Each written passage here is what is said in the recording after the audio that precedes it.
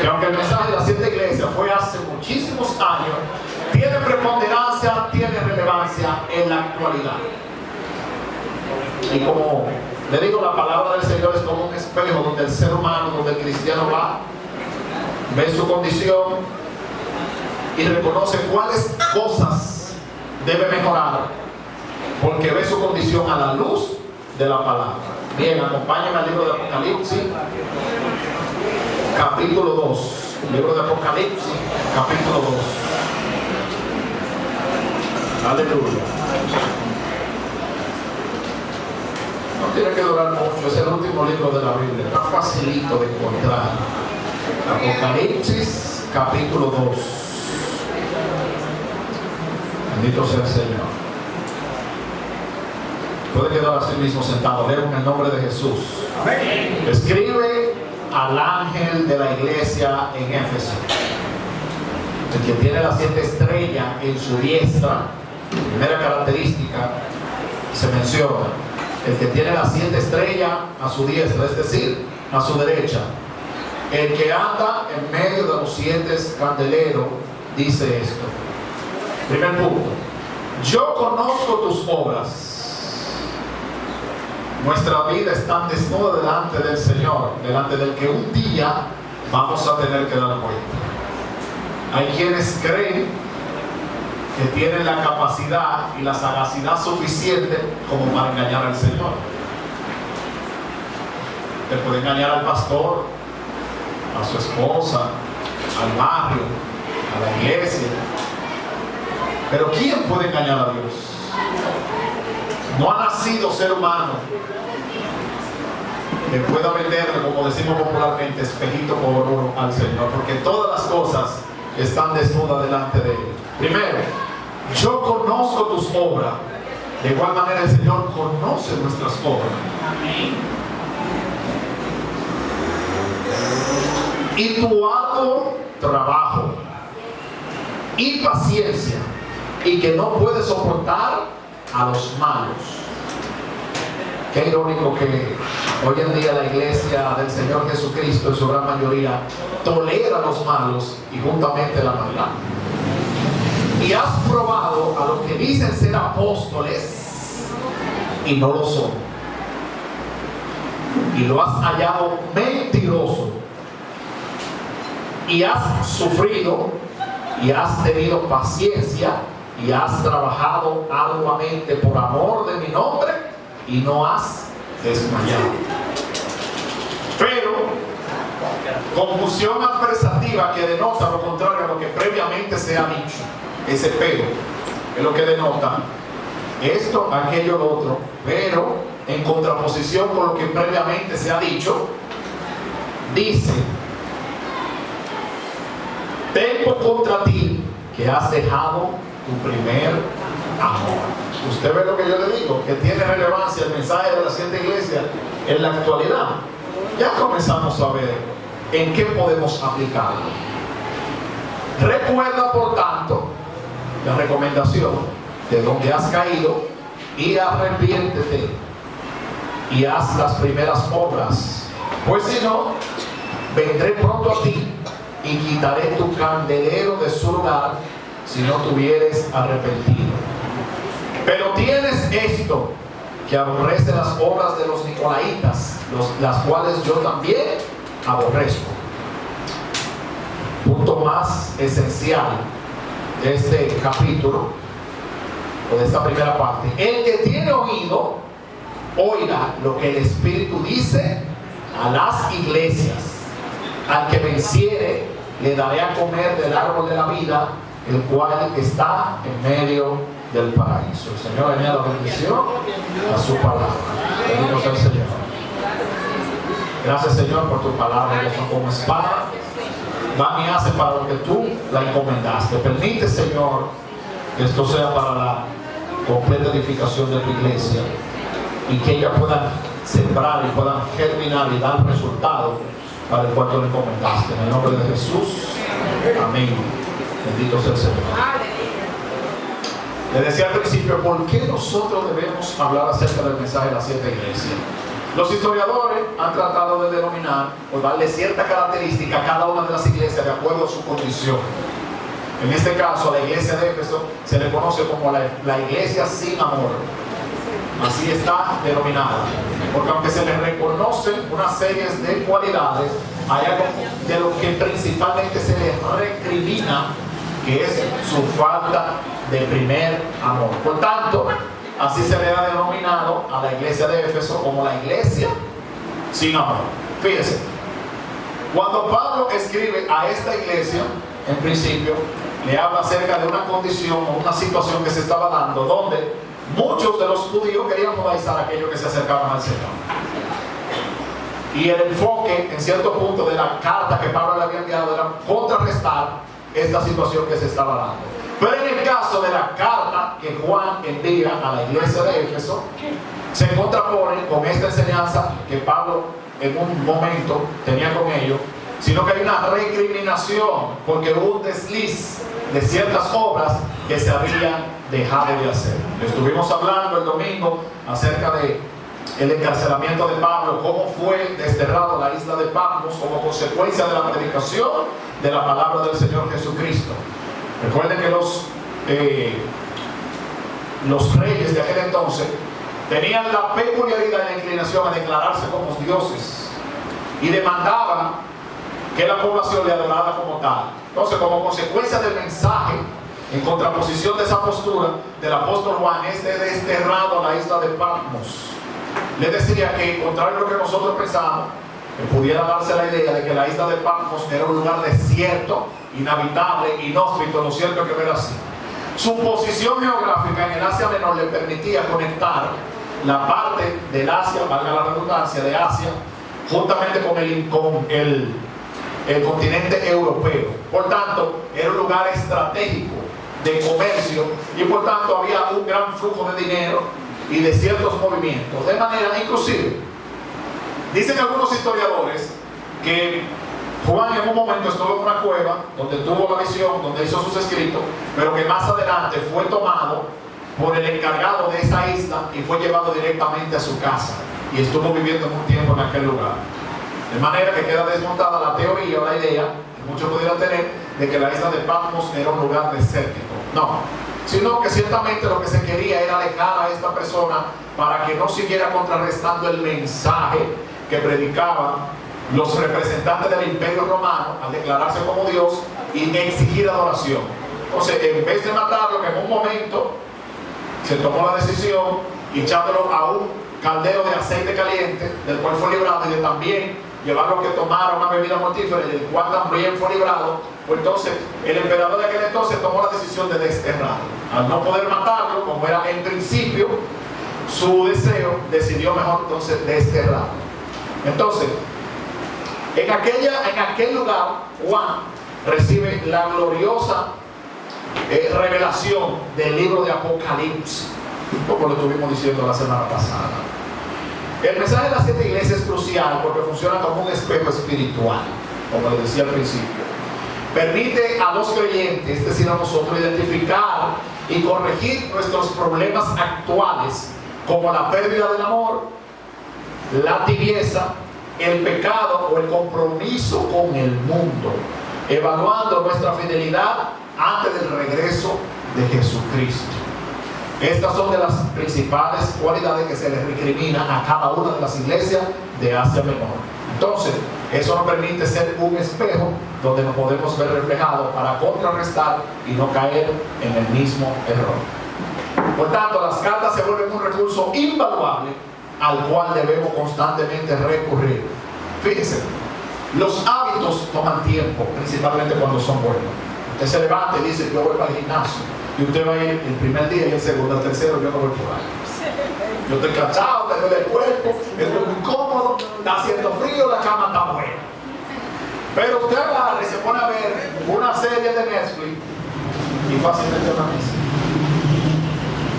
Y se va de maratón. Y si le coge punto, coge toda la semana y ve una serie.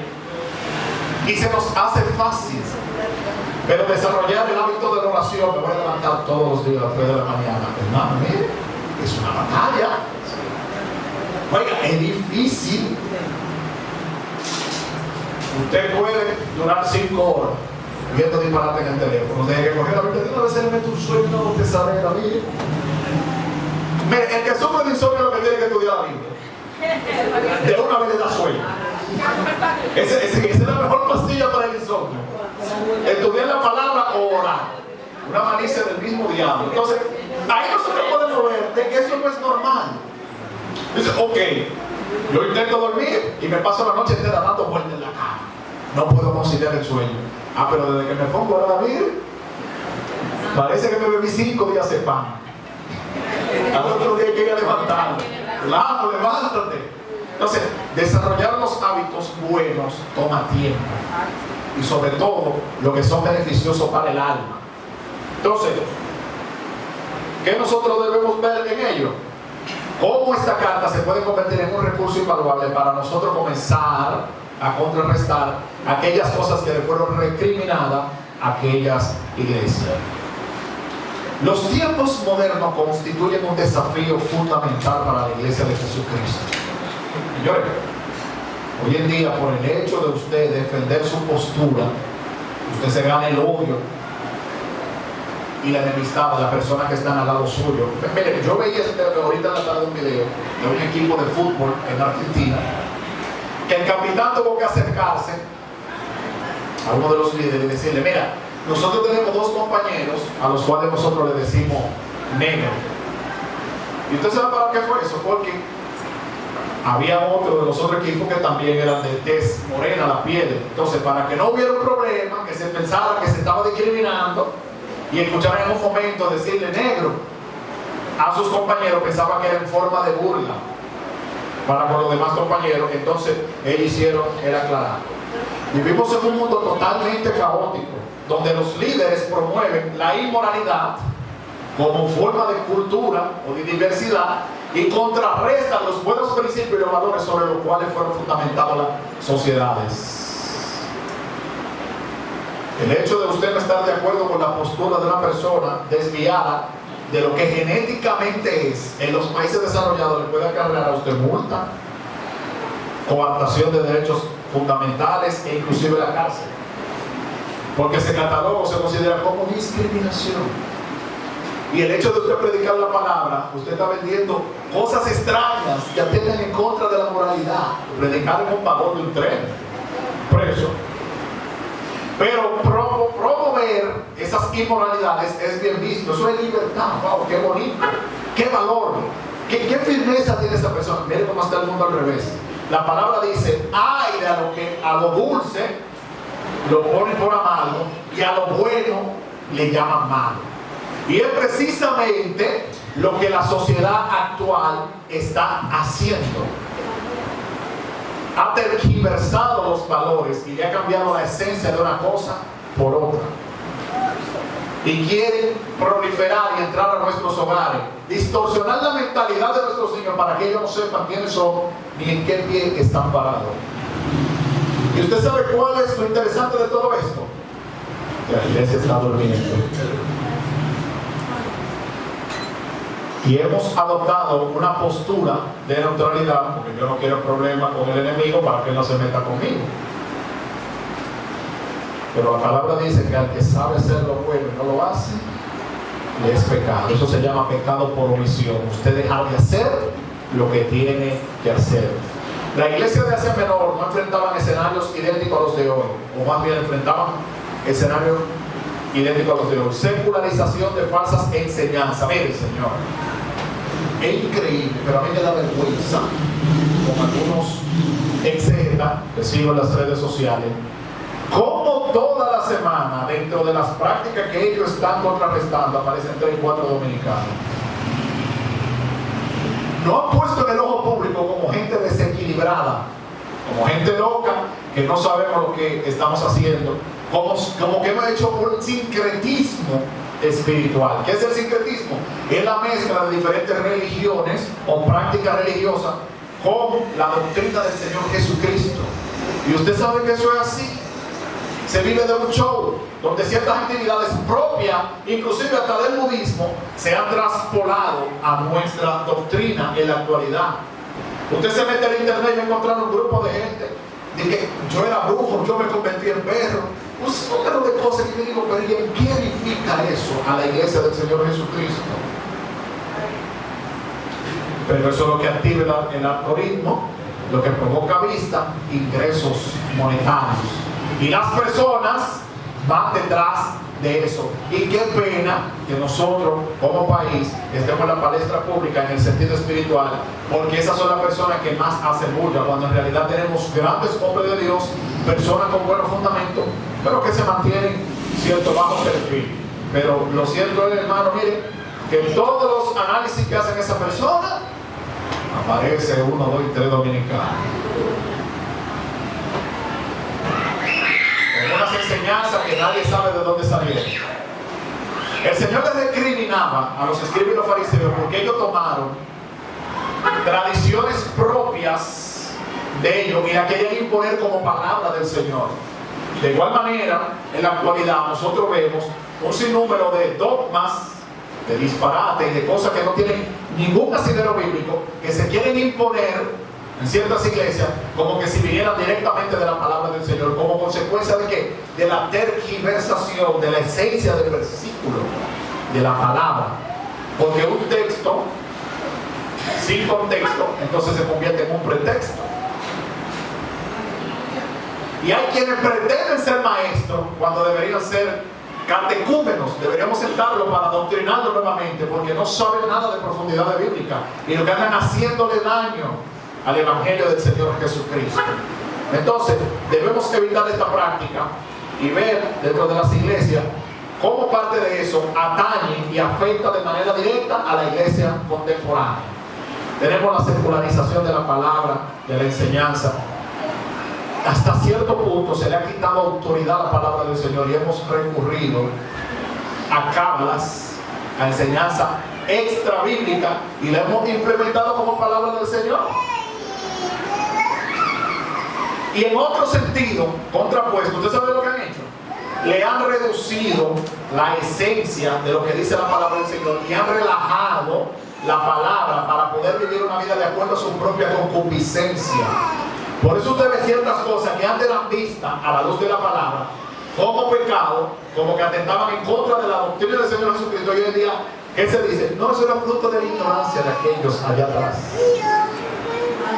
Porque eso fue que interpretaron mal el versículo. La Reina Valera está llena de errores. Esa palabra no sirve para nada. Porque ahora lo que queremos es adaptar la palabra a mi manera, a mi forma de vivir, y yo no subordinarme a lo que la palabra del Señor establece. Y eso precisamente era parte de lo que pasaba en las iglesias de Asia Menor. Falsas enseñanzas, estamos llenos de eso, acabo de decirles.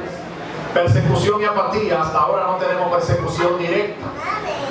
Sí, mediática, tenemos mucha persecución mediática a través de las redes, a través de restarle mérito a la palabra del Señor, al mensaje que nosotros predicamos. Pero persecución como tal, hasta ahora no tenemos, gracias al Señor, y creo que debería ser una buena oportunidad para aprovecharla, porque tarde o temprano la persecución física va a llegar. Eso inevitablemente va a llegar. Estudiar el mensaje de las 7 iglesias nos ayuda a entender primero, Éfeso, el primer amor, nos advierte sobre el peligro de mantener las actividades y doctrinas correctas, pero perdiendo la pasión y devoción original por Dios. Les repito, el mensaje a Éfeso principalmente tiene por objetivo advertirnos acerca de el peligro que conlleva mantener las actividades, las doctrinas correctas, la devoción, el inmiscuimiento dentro de las actividades, pero perdiendo la pasión y la devoción original por Dios. Escuché un mensaje hace muchos años de un predicador que decía: andamos con Él, pero no le conocemos. Basado en el versículo bíblico cuando Jesús resucita y va juntamente en la playa caminando con 2 de los apóstoles. Y dice que en un momento, cuando Él se presenta y se desaparece, dicen ellos: no ardía nuestro corazón cuando Él nos hablaba. O sea, hay momentos en la vida que nosotros andamos con Jesús, pero no lo conocemos. No nos hemos detenido a profundizar acerca de quién es Él. Entonces, tenemos muchas personas, mire, y es fácil caer en esto. Usted sabe que a veces nosotros queremos contrarrestar nuestra falta de comunión con el Señor llenándonos de actividades y de compromisos eclesiásticos. Hay personas que son de todos los departamentos y usted lo ve en todas las actividades, en todo participe, siempre están disponibles. Ahora bien, su vida espiritual, que debe ser lo primordial, es nula. Y tratamos de una manera u otra tratar de engañar al Señor llenándonos de actividades, creyendo que con eso podemos compensar nuestra intimidad con el Señor. Una cosa no sustituye la otra. ¿Usted no sabía eso? Es necesario hacer esto sin dejar de hacer aquello. Sí, es bueno que seamos parte de las actividades eclesiásticas, que seamos parte de los departamentos, de los comités, pero eso no nos da licencia para descuidar nuestra intimidad con el Señor. Como les decía, hay gente que pertenece a todos los departamentos, pero su vida devocional con el Señor es nula. Le cuesta mucho orar, ayunar, tener tiempo con el Señor, meditar en la palabra, pero participan en todas las actividades. Eso era precisamente lo que estaba pasando con la iglesia de Éfeso.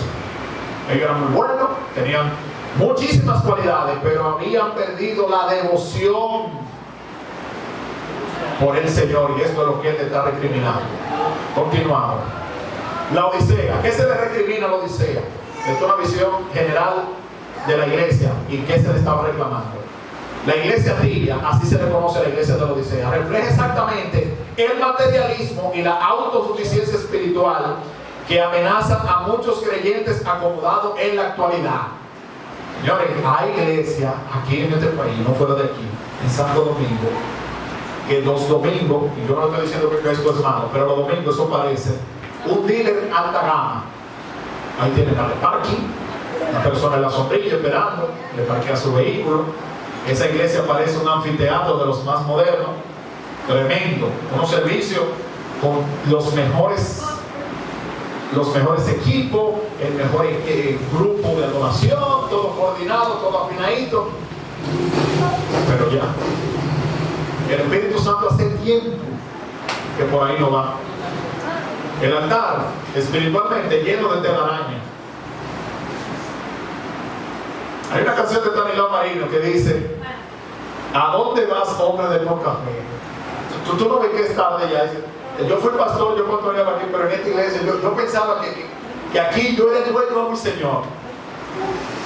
Pues hay muchas iglesias que hace tiempo que a Jesucristo le dijeron: quédate fuera, que ya nosotros tenemos la capacidad suficiente como para llevar este sistema sin ti.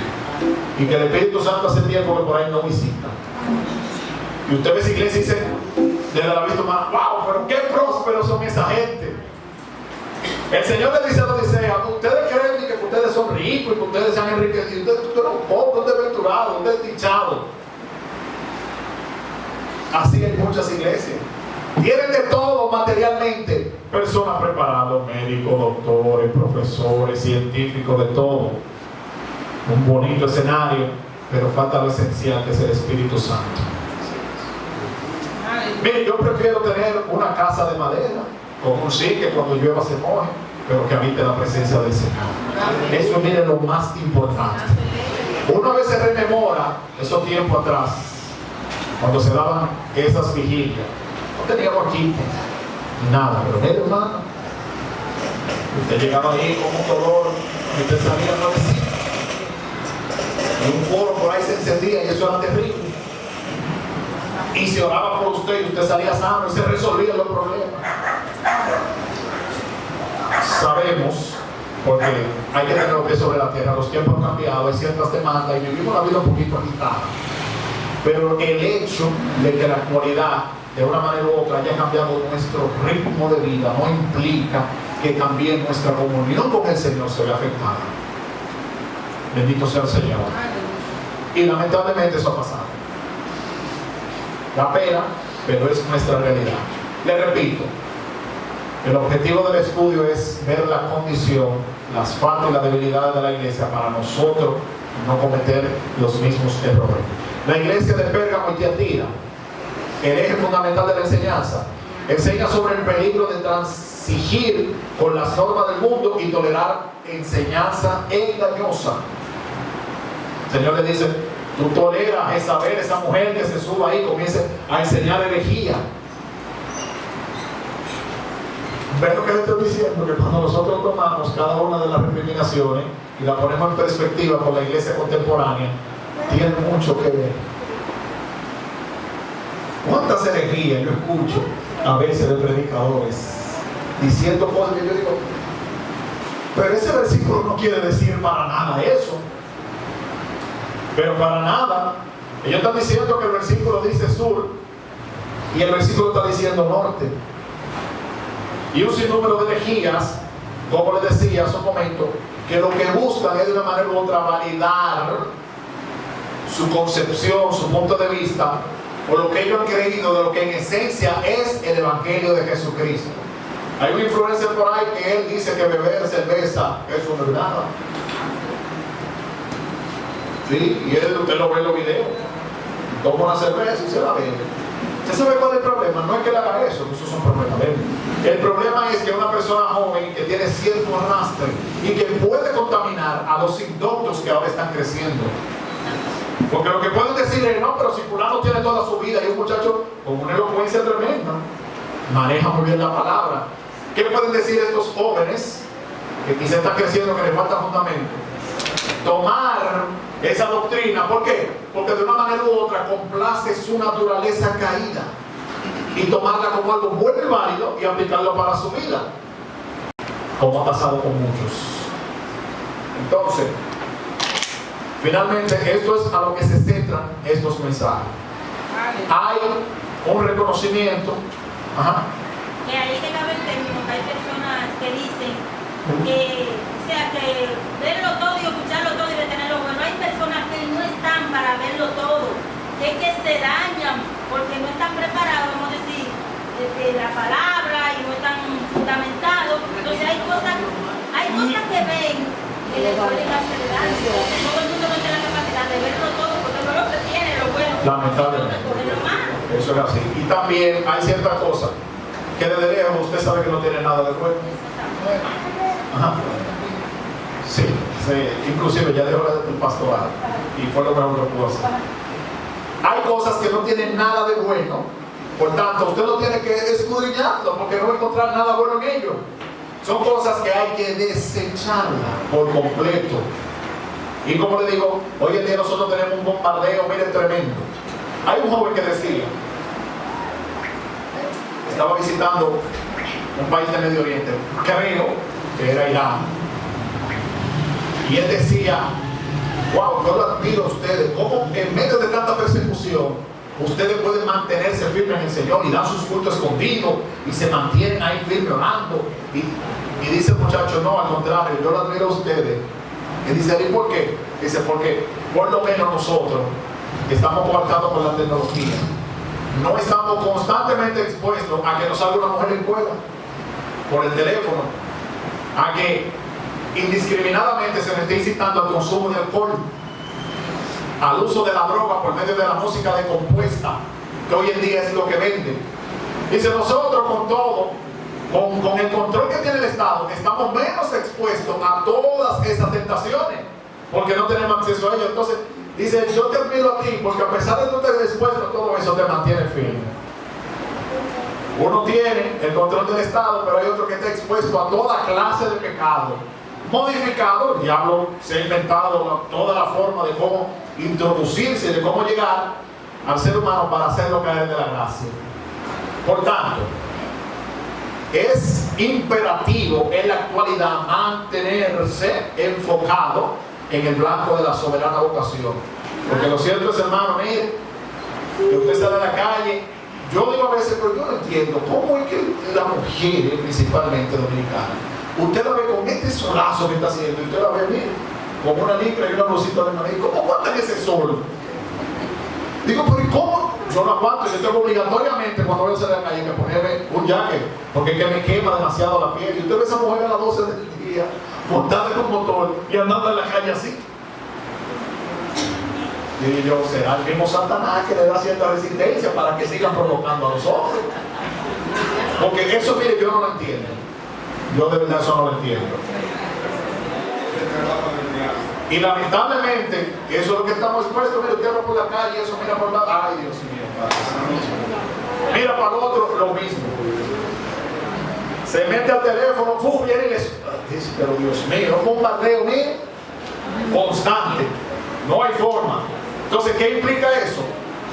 Eso es una invitación a estar cada día más conectado con el Señor, porque si no, no hay forma de que usted pueda resistir los embates del enemigo. Porque es que el diablo nos ataca de diferentes formas, de diversas formas, de diferentes frentes. Es un asedio total. Debe ver anteriormente cuando a Israel lo asediaban, que lo rodeaban por completo. Así mismo son los ataques del enemigo en la actualidad. Nos atacan por la economía, por la familia, con la lascivia, con la lujuria, con la finanza, con la comida. Es con todo que tenemos un bombardeo constante. Entonces, por tal razón, hay una invitación a sumergirnos en la palabra para poder hacerle frente a todo esto. Pero más allá que un simple relato, el mensaje a las iglesias que hoy ocupan lo que geográficamente se conoce como Turquía, lo del Asia Menor hoy en día es Turquía, es una radiografía donde cada carta culmina con algo primordial. Cada carta termina con ¿qué? ¿Qué le decía el Señor al finalizar cada carta? El que tiene oído, oiga lo que el Espíritu dice. Ese mensaje trasciende los tiempos y las edades y tiene relevancia en la actualidad. El Señor sigue diciendo, ¿no? El que tiene oído, oiga lo que el Espíritu le está diciendo a las iglesias. Si nosotros tenemos oído, debemos prestar atención a lo que el Señor le dijo a las iglesias del Asia Menor y nos está diciendo a nosotros en la actualidad. Esto es una advertencia que son de tipo universal y aplicable en la actualidad. Tienen perseverancia o aplicación en la actualidad. Hay una invitación a fomentar la perseverancia y la pureza. Las cartas exponen cómo Dios ve la vida de la congregación real. No la pantalla, no lo que nosotros proyectamos en Facebook, en Twitter o en YouTube, sino la condición real, la radiografía, lo interno. Elogia las obras y la fidelidad, como a Esmirna y Filadelfia, le reconoce las cualidades las cuales no encontró que recriminarle, las dos únicas iglesias, y llama al arrepentimiento a otras, dando instrucciones prácticas sobre cómo, primero, mantenerse firme en medio de las hostilidades, la presión social y cultural, discernir el bien del mal, rechazando el error sin perder el enfoque en el amor y la santidad. Les repito, esto nos lleva a nosotros o nos da ciertas herramientas para mantenernos firmes en medio de las hostilidades o la presión cultural. Eso es una realidad, señores. Tenemos mucha presión social en la actualidad. Muchísimos jóvenes que han perdido la vida por ser parte del movimiento, del momento, que se han dejado llevar por la presión social. Y nosotros como iglesia no estamos exentos de eso, ¿sabía? Sí, porque hay personas que creen que la iglesia vive en un mundo aparte. La Biblia dice que un mismo caso acontece al justo como al impío. Y Dios hace salir su sol ¿sobre quién? Sobre el justo e injusto. Entonces, la delincuencia a nosotros nos afecta a pesar de ser cristianos. La economía, la carencia de los precios nos afecta a nosotros a pesar de ser cristianos. Mientras estamos en la tierra, estamos bajo el sistema y ese nos afecta de igual manera un impío como un cristiano. Ahora, la diferencia que nosotros tenemos es que tenemos un Dios todopoderoso al cual podemos ir a presentarle nuestra condición. Pablo dice, porque nosotros no lloramos como los que no tienen esperanza. El impío cuando pierde algo, pierde un familiar, llora desconsoladamente porque sabe que ya todo se perdió. Pero el cristiano cuando pierde un familiar en el Señor sabe que hay esperanza. Y esa es la diferencia.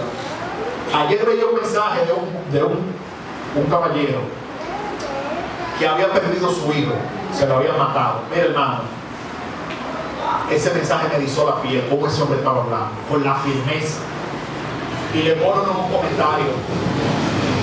¿Qué hombre más insensible, teniendo a su hijo ahí en un ataúd? Mira qué es lo que está pensando, lo que está hablando. Si fuera yo, estuviera derramado, dando gritos. ¿Y usted sabe cuál es el mensaje que le estaba dando? A los que estaban ahí, le estaba diciendo que el próximo puede ser tú. A un grupo de jóvenes que estaban perdidos, que eran del coro del hijo. Ese era el mensaje que le estaba dando. Y que decía que yo, como hombre, yo estoy destrozado humanamente. Ahora bien, eso no implica que yo no le diga a usted su realidad, porque quizá la muerte de mi hijo puede ser el mecanismo para evitar de que usted sea el próximo. Bendito sea el Señor. Pero yo me estremecí tremendo con ese mensaje de ese hombre y con la firmeza que ese hombre hablaba. Decía que no me duele, sí me duele. Pero aún así, si yo puedo por medio de esto rescatar uno para que no sea el próximo, lo voy a hacer. Bendito sea el Señor. Entonces, debemos discernir el bien del mal y rechazar el error sin perder el enfoque en el amor y la santidad. La santidad hoy en día se ha querido subordinar o llevar al plano simplemente de lo externo. Personas que han llevado el tema de la santidad al uso de ciertas prendas, de ciertos ornamentos.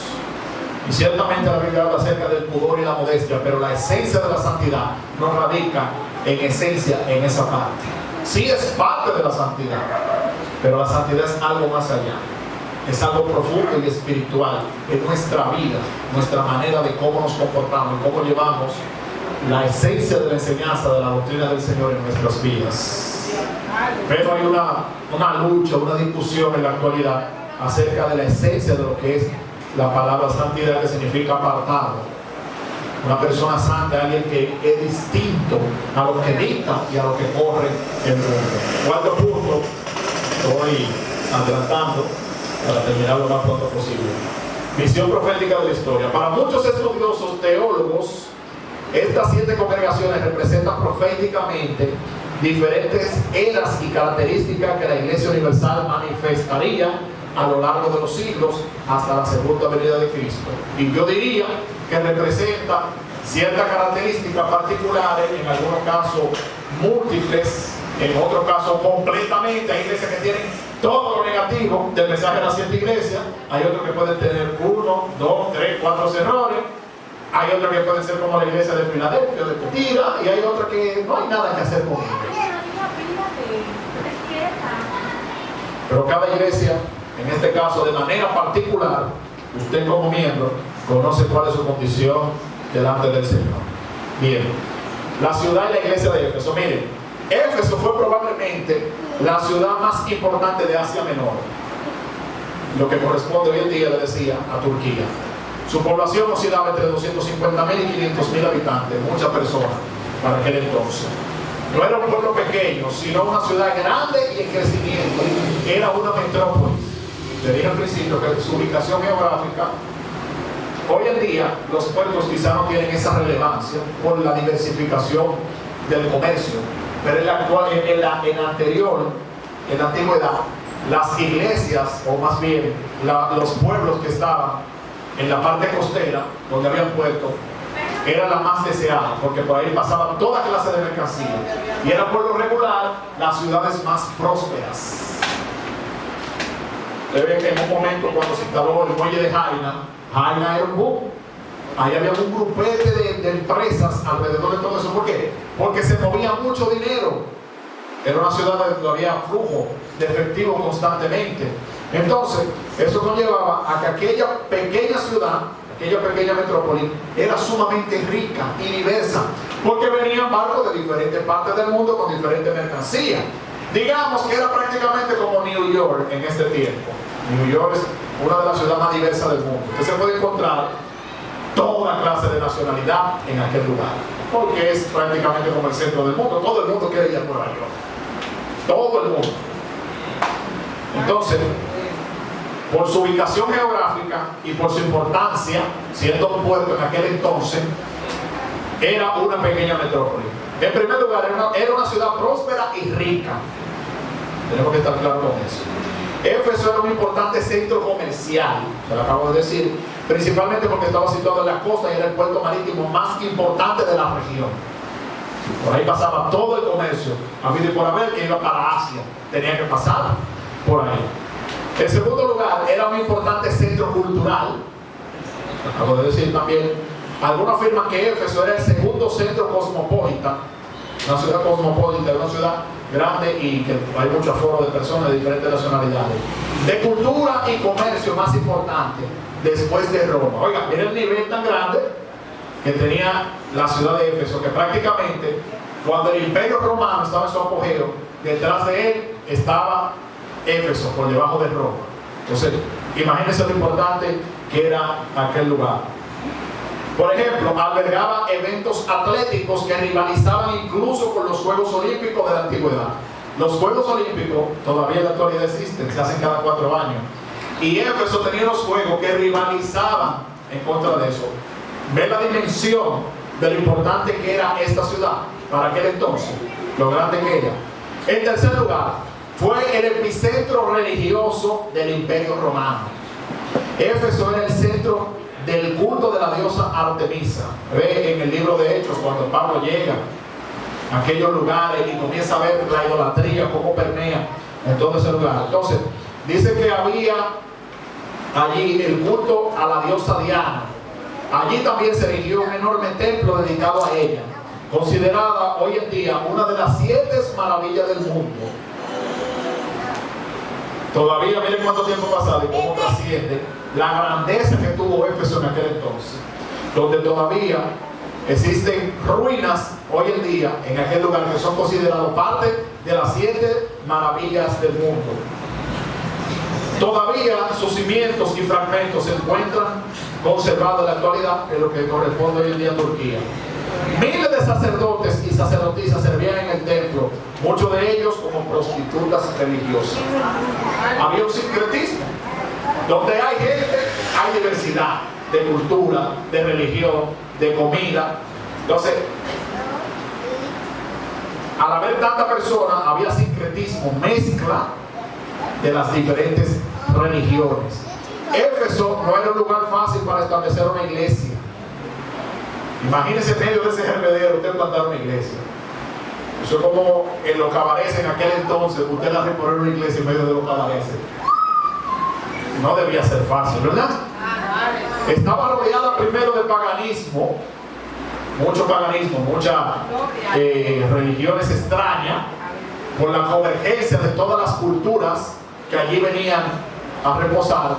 Materialismo, ¿por qué? Porque había mucho dinero, se movía mucho el peso, mucha mercancía, entonces había mucho materialismo, inmoralidad sexual e idolatría. Sin embargo, como se relata en Hechos 19, Dios plantó allí una iglesia muy necesaria, porque donde abunda el pecado, sobreabunda la gracia.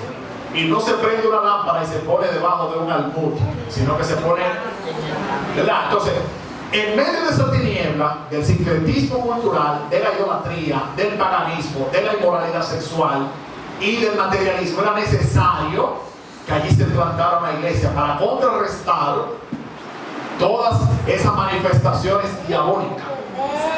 Señores, en esos lugares calientes que se hace necesario más que ahí, ay, el capotillo, sí, ahí que necesitamos que vaya iglesia. Porque ahí que está abundando el pecado, entonces tiene que sobreabundar la raza para poder hacerle frente a las obras de Satanás. Y precisamente, motivado por el Señor, el apóstol Pablo establece allí la iglesia de Éfeso, en el medio del hervedero. Allí se estableció esa iglesia. Pablo fundó la iglesia y dejó a Priscila y Aquila para que continuara la obra. Dice que aproximadamente Pablo estuvo al frente de la iglesia por 3 años. ¿Sabe que Pablo era un apóstol y un misionero? Pablo llegaba, levantaba una iglesia, instauraba un pastor y de ahí volvía a otro lugar, instauraba otra iglesia y así sucesivamente. En el primer y segundo viaje de Pablo fue destinado a eso, a levantar iglesias. Entonces estuvo al frente de aquella iglesia, según dicen los historiadores, aproximadamente por 3 años. Más tarde se reunió a Apolo, un predicador influyente. En su tercer viaje misionero, Pablo regresó y terminó dedicando casi 3 años al ministerio allí. Posteriormente, Timoteo pastoreó la iglesia. El discípulo de Pablo, Timoteo, también estuvo al frente de aquella iglesia. Algunos estudiosos incluso creen que el apóstol Juan la dirigió tras la muerte de Pablo. Eso dicen algunos estudiosos, que posiblemente el apóstol Juan también estuvo al frente de aquella iglesia por un tiempo. Es muy probable que Juan estuviera en Éfeso cuando escribió su epístola, y probablemente era el líder de la iglesia cuando fue arrestado y exiliado a la isla de Patmos, que estaba solamente a unos 96 kilómetros de la costa de Éfeso.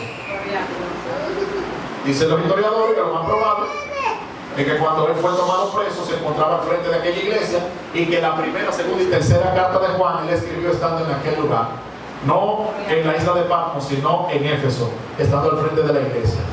La iglesia tuvo grandes líderes espirituales a lo largo de los años, pero para cuando Jesús escribió esta carta a través de Juan, habían pasado décadas desde su fundación. Ya la iglesia se pudiera decir que era una iglesia madura, pero que lamentablemente había incurrido en esta falta. El apóstol Pablo, fundador, ya había fallecido. La mayoría de los creyentes de la primera generación habían muerto.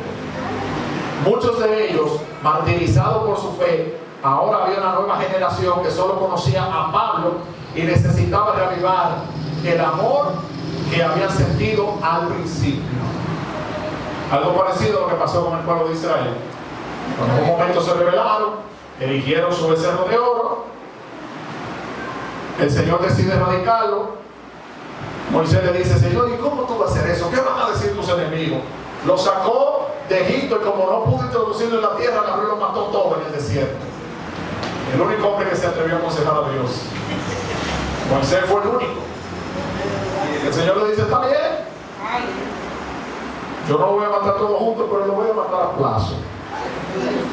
No van a entrar ninguno a la tierra prometida.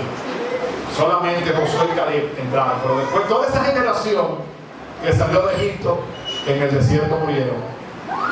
No porque Dios sea injusto, ni porque no tenía el poder de introducirlo a la tierra, sino como consecuencia de su constante desobediencia y de su idolatría. Porque el pecado acarrea maldición y condena. Entonces, como consecuencia de su continuo proceder, el desierto se convirtió en su tumba. Jesús quiere abordar el mensaje de la Santa Iglesia no solamente en ella, sino también en nuestras vidas. Es muy fácil vivir de victoria y éxito pasado. Señores, hay personas que viven de la gloria del pasado. No, porque cuando yo era, yo hacía, yo tornaba, yo miraba allá en el pasado. Y en la actualidad, listo y servido. La gloria de hoy muy buena, disfrútela, brinque y salte, gócesela, pero mañana usted tiene que buscar otra gloria. Nosotros no podemos vivir de la gloria del pasado, porque el pasado se va a quedar en el pasado. Nosotros debemos ir de gloria en gloria, de victoria, de gozo, y es una invitación que el Señor nos hace.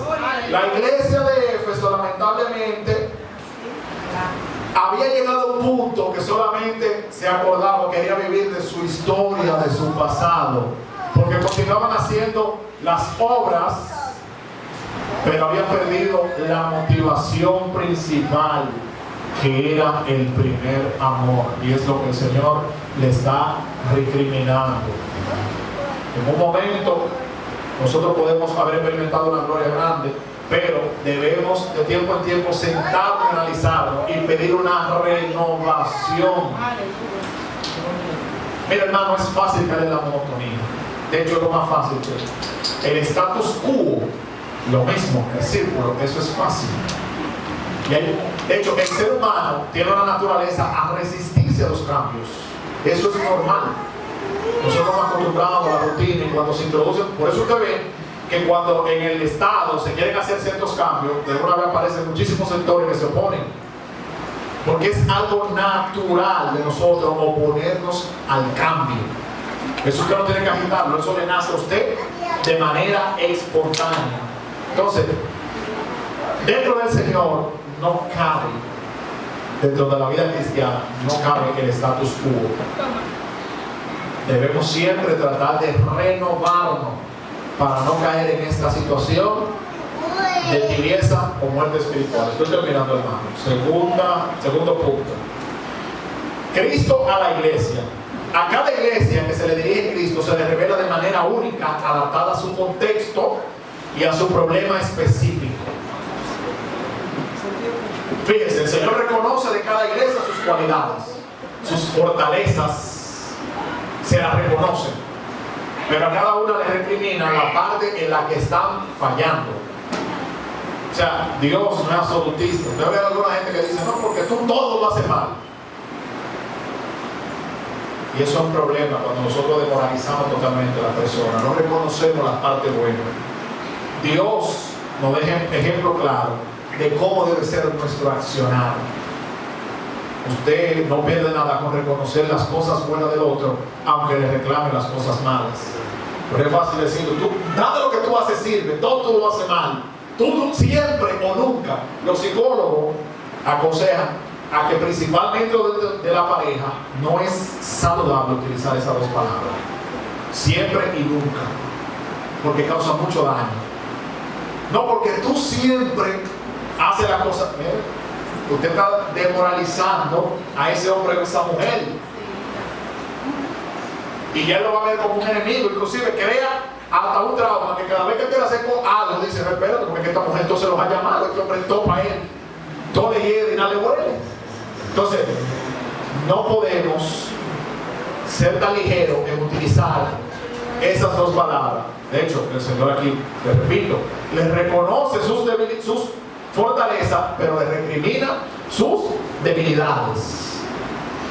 Él se revela como el que tiene las 7 estrellas en su mano derecha y que camina entre los candeleros. En el primer capítulo le da la interpretación acerca de cuáles son las 7 estrellas y cuáles son los 7 candeleros, que representa tanto la iglesia como los pastores. Bien, número 3, me faltan 2 puntos y terminamos, mis amados. La alabanza que Cristo da. En primer lugar, era una iglesia que servía a los demás. El primer punto de la iglesia de Éfeso.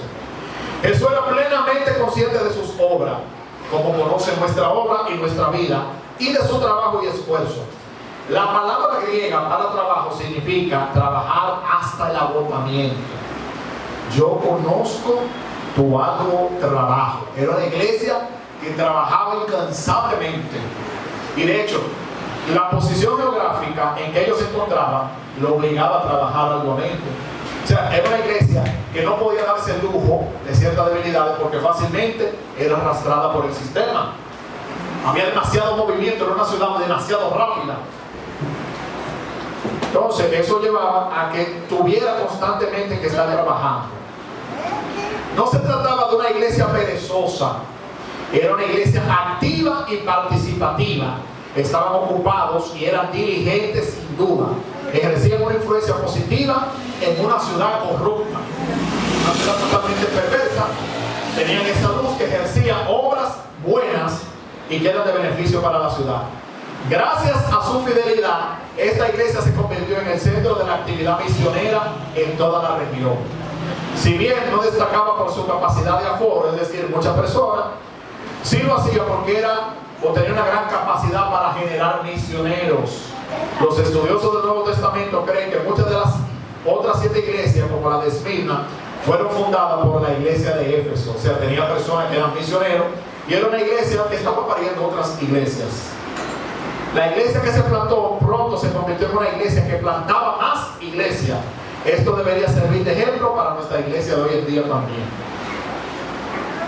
En segundo lugar, era una iglesia firme. El versículo 3, que dice: y has sufrido y has tenido paciencia y has trabajado arduamente por amor de mi nombre y no ha desmayado. Jesús dice: conozco vuestra perseverancia. Sé que han soportado con paciencia y han aguantado por causa de mi nombre y no se han cansado. Éfeso no era un lugar fácil para tener una iglesia ni para criar una familia piadosa. Si no era fácil tener una iglesia, tampoco era fácil tener una familia en medio de tantas tentaciones y tantas ofertas que tenía el enemigo para aquel lugar. No era fácil una cosa ni tampoco la otra. El emperador, la máxima autoridad, era venerado como un dios, y quien se negaba a hacerlo podía ser condenado a la muerte. Sin embargo, a pesar de estas difíciles circunstancias, esta iglesia se mantuvo firme, un tremendo ejemplo para nuestra iglesia de la actualidad. Tenía el sistema en contra, pero aún así el Señor elogia su firmeza, a pesar de todo lo que implicaba las amenazas que constantemente pesaban sobre ellos. Tercer lugar, era una iglesia con discernimiento espiritual. Pablo advirtió a los Efesios en Hechos 20:28 que después de su partida iban a venir muchos lobos rapaces, feroces, que no iban a perdonar al rebaño. Y dentro de ellos mismos, dice Pablo, dentro de vosotros mismos también van a salir de esos lobos feroces, que hablarían cosas perversas para arrastrar a otro y también juntamente a los discípulos. Tal como Pablo predijo, la herejía pronto invadió la iglesia. Pablo instruyó a Timoteo a confrontar a los falsos maestros. Recuerden que Timoteo en un momento también estuvo al frente de la iglesia, y por eso en un momento Pablo le dice: confronta a los falsos maestros por la situación que se estaba dando en el entorno. Fíjense que Pablo, por lo regular, cuando mandaba una carta, era para corregir un problema que estaba pasando en cada una de las iglesias y para dar luz a ciertos inconvenientes internos que se estaban dando. Los nicolaitas. ¿Quiénes son los nicolaitas? De lo cual se habla aquí en este versículo.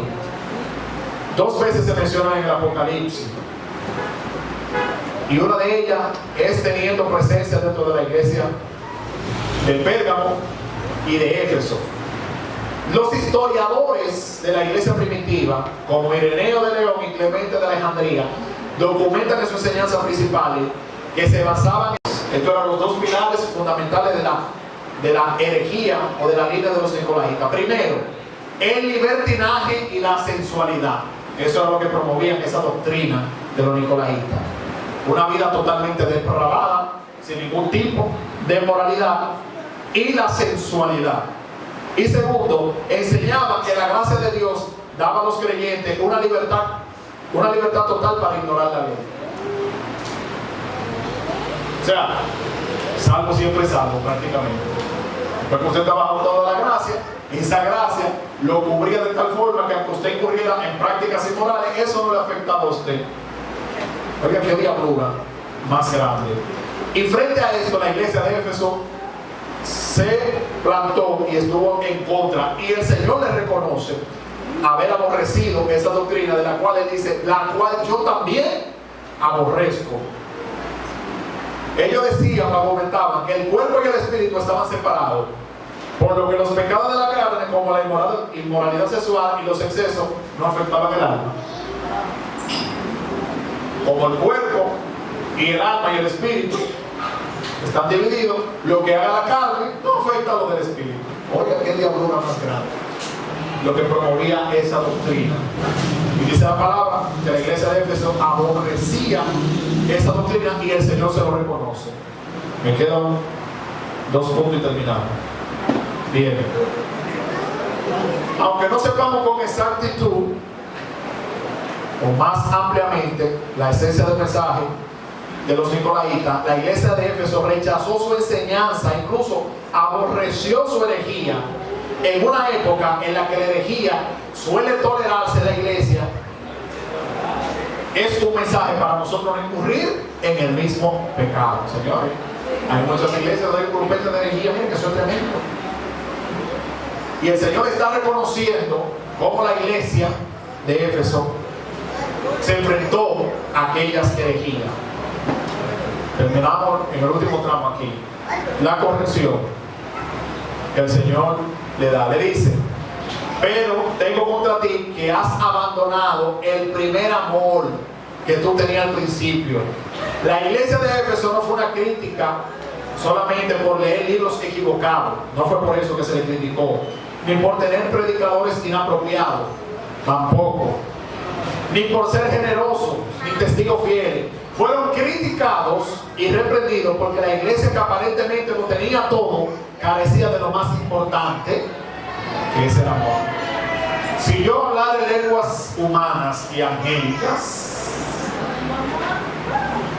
¿qué pasa? Un sinnúmero de habilidades, pero no tengo amor, ¿qué pasa? Eso no sirve para nada.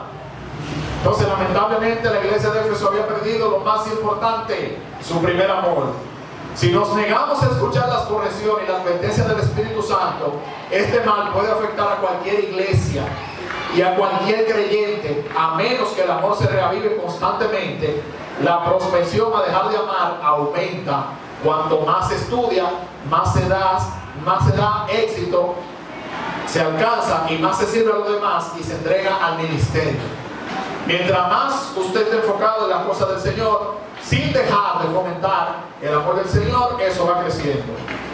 Es perfectamente posible amar al ministerio más que a Cristo. La iglesia, perfecto, todas sus obras, pero había perdido el enfoque, lamentablemente. Y como decía al principio, usted puede estar ocupado plenamente en las cosas del Señor y estar completamente desconectado de Él. Y tratar de llenar esa conexión que debería tener, llenándose de actividad y de compromiso dentro de la iglesia, dejando de lado su vida espiritual. Y eso no podemos nosotros caer en ese juego. A menos que nuestro primer amor se mantenga vivo, podemos incurrir en los mismos reproches que le reprocharon a la iglesia de Éfeso. Miren, finalmente, la consecuencia del pecado. Le dice el Señor, luego que le corrió, le dice: mira, si tú no te arrepientes, yo vendré sobre ti. Hay una absoluta certeza en esta palabra. Cristo no va a permitir esta situación. Y fíjense que Él no va a enviar a nadie, sino que dice: yo mismo iré delante de ti. Ese pecado no va a quedar impune. Cristo vendrá y quitará tu candelero de su lugar. Cuando la iglesia no ama a Cristo como debería, corre el riesgo de perder algo muy especial: su identidad. La advertencia que Cristo dio a la iglesia de Éfeso sigue siendo igual y pertinente hoy en día. No ha perdido valor, ni esencia, ni peso. Sigue teniendo el mismo valor en la actualidad. Nuestra propia luz se puede apagar, nuestra propia identidad se perderá si persistimos obstinadamente en abandonar nuestro amor por Cristo. Finalmente, el último punto, la cura para la iglesia. El diagnóstico. Primero, reconocimiento de sus cualidades. Y segundo, diagnóstico de su condición. Y finalmente, la cura que el Señor le brinda para corregir este mal. El versículo 7 dice: al que vence, al que venciere, yo le daré a comer de algo. Todo eso, ¿verdad? Primero, Dios nos llama a recordar. Recordar nos impulsa a la acción de vez en cuando, que debemos hacer un autoexamen. ¿Qué le decía David? Señor, líbrame de mi pecado que me son ocultos. Porque a veces nosotros incurrimos en acciones que desconocemos que estamos aprendiendo a Señor con eso. Entonces, hay que hacer evaluación de tiempo en tiempo para ver cuál es nuestra condición delante del Señor. Necesitamos detenernos y recordar el compromiso que una vez tuvimos con Dios, con su palabra y los medios de la gracia, con la oración y la comunión entre cada creyente. Debemos hacer un autoanálisis. Segundo, estamos llamados al arrepentimiento. El arrepentimiento bíblico significa literalmente dar la vuelta y tomar un camino diferente. Eso es el arrepentimiento. Implica un cambio en nuestra conducta. Debemos arrepentirnos y apartarnos de todo aquello que ha enfriado nuestro amor por Cristo y por lo demás. Finalmente, en tercer lugar, estamos llamados a rehacer. Cristo le llama a hacer las obras que hacían al principio. Nadie se ha arrepentido verdaderamente si repite las mismas acciones una y otra vez. El arrepentimiento siempre debe ir acompañado de acciones que lo demuestren. No es simplemente de boca, sino que tiene que haber un cambio en nuestra forma de vida. Ahora bien, Jesús no especifica cuáles son estas primeras obras, pero quizás se refiere a que la iglesia debe volver a los fundamentos mencionados en Hechos 2:42.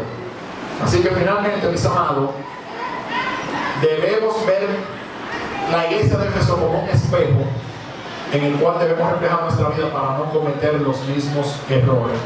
Mantener el primer amor, las buenas obras, porque es necesario hacer una cosa sin dejar de hacer la otra. Dios le bendiga.